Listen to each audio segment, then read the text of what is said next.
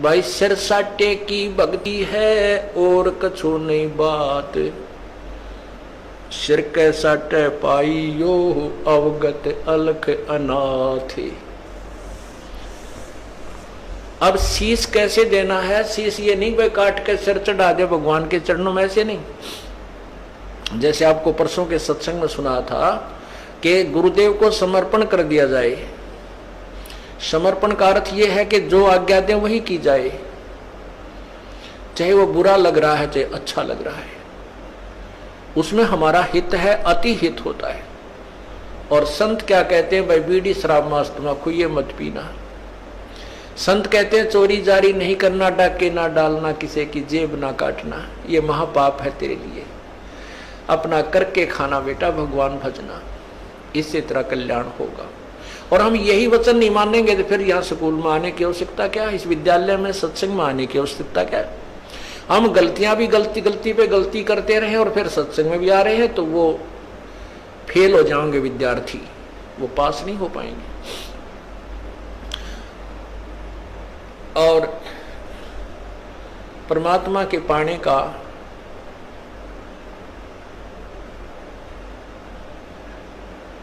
कौन सा तरीका उत्तम है? उत्तम तो अर्थ है कि जैसे आपने सुना है, कुबद कांचड़ी चढ़ी चित पे होया मनुष्य नागरे, सूझे नहीं सजन सुख सागर बिना प्रेम बैरागरे। या कुबद कांचड़ी चढ़गी चित पे तो हो रहा मनुष्य नागरे। मनुष्य के कर्म है बुरा काम नहीं करना, किसी की बाल बेटी की तरफ बुरी नजर नहीं रखा, किसी की संपत्ति की तरफ बुरी नजर नहीं रखा है, अपने जैसा दुख सभी का माने, किसी पशु का बेमतलब लठ नहीं मार दे, किसी को नाजायज तंग बिल्कुल ही तंग नहीं करना चाहिए। तो ये मनुष्य के कर्म थे, इनको छोड़कर हम अपने स्वार्थवश ना जाने दूसरे को कितना दुखी कर देते हैं, तो वो मनुष्य नहीं रहे, हम सर्प बन गए, दूसरे को विष चढ़ा रहे हैं। कोई ओछी मंदी बाणी कहकर किसी को, किसी की चोरी करके, किसी की ठगी करके, किसी की निंदा चुगली करके, लड़ाई करवा के हम नाग हो गए। और सूझे नहीं सजन बिना प्रेम बैरागरे।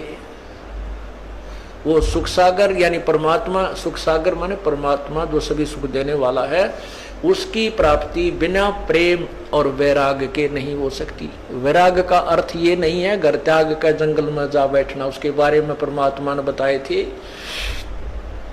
एक नारी त्याग दीनी पांच नारी गैलवे, पाया ना द्वारा मुक्ति का सुखदेव करी बहुशैल वे। सुखदेव ऋषि माँ के गर्भ से ही 12 वर्ष का होकर बाहर निकले थे और उसको गर्भ में इतना ज्ञान था कि मैं अब जंजाल में नहीं फंसूंगा, ना शादी करवाऊंगा, और जंगल में जाकर एकांत में माया के, माता पिता भी माया है, माता पिता भाई बहन यह भी काल की माया है, क्योंकि इस विष्णु जी के गुण मोह के अनुसार हम इनमें फंस जाते हैं। हम नहीं निकल सकते, चाहे तड़कल मर जावा पर नहीं छूट सकते इनसे, फिर ये हमारे साथ ना रहते ना हम इनके साथ रह पाते। तो इस तरह का ज्ञान तो उसको था। उसने माँ के पेट से निकलते ही अपनी और नाल को भी कंधे पर डाल ली और व्यास जी कहते हैं बेटा मुझे दर्शन दे जा, बेटा मुझे दर्शन दे जा। अरे दर्शन तक दे दे, तेरी 12 साल बाट देखी हमारा छोरा होएगा। तो दूसरी तरफ मुंह किए हुए कहता है कि व्यास जी ना जाने कितनी बार तू मेरा बेटा और मैं तेरा बाप हो लिया, ना मेरा कितनी बार मैं तेरा बेटा तू मेरा बाप हो लिया। ये तो बूंदा जंजाल है, मैं ना देखूं थरे का ना कदे मेरी भी, मैं ना फंस जाऊं।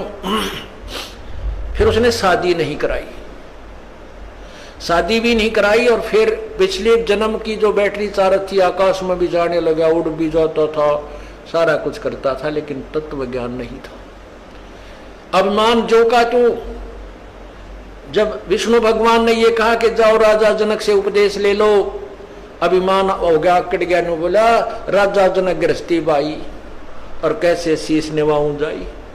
हम सुखदेव बोले ज्ञान विवेका, अपनी तरफ से बड़ी बुद्धि से बात करी, विवेक के साथ क्या कहता है, हमने स्त्री का मुंह भी ना देखा। यानी राजा जनक को वो घटिया मान रहा था अपने से, क्योंकि वो शादीशुदा है। इसके बारे में बताते हैं पांच एक नारी त्याग दीनी, पांच नारी गैल बे। ये काम क्रोध मोह लोभ अहंकार ये भी तो माया है तेरी गेला।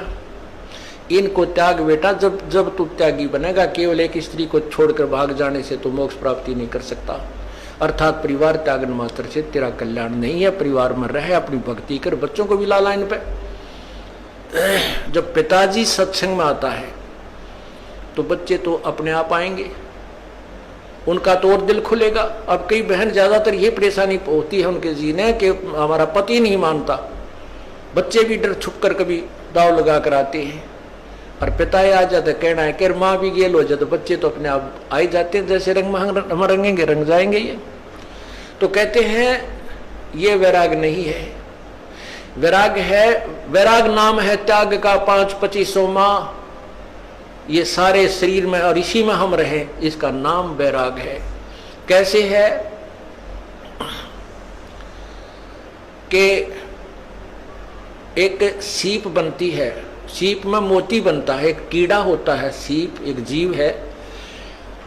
जैसे ये शंख आपने देखे होंगे, ये भी एक जीव से बनता है, ये ऊपर का कवर होता है, उसका शरीर होता है।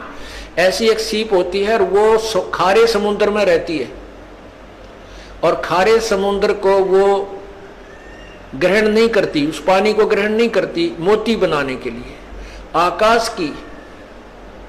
आकाश से स्वाति नक्षत्र की बूंद गिरती है, और उस समय उसका मुंह खुला हुआ होता है, तो उसके मुंह में वह एक बूंद गिर जाती है, फिर वो मुंह को बंद कर लेती है और उसी समुद्र में गोते लगा रही है। तो इसी प्रकार जो संसार भगवान से दूर है वो खारा समुद्र है, और जो सीप यानी जो भक्त आत्मा परमात्मा का नाम लेकर अपना मुंह बंद कर लेती है, संसार की नहीं सुनती, उसकी बातों को अपने अंदर नहीं जाने देती, तो वो राम नाम का मोती बनाकर परिपक्व कर लेती है। तो यहां बताते हैं कि वैराग नाम है त्याग का। न्यो त्याग करना, किसी की सुननी है नहीं, कोई क्यों में बांटा कहें जाओ भाई तुम अपने राज्य हम और भक्ति करें, ये है त्याग वास्तव में। ना किसी का बुरा माने, कोई गलत कह रहा कह ले भाई तेरी इतनी सोच है, और अपने उद्देश्य से दूर ना हो, उसे वंचित ना हो।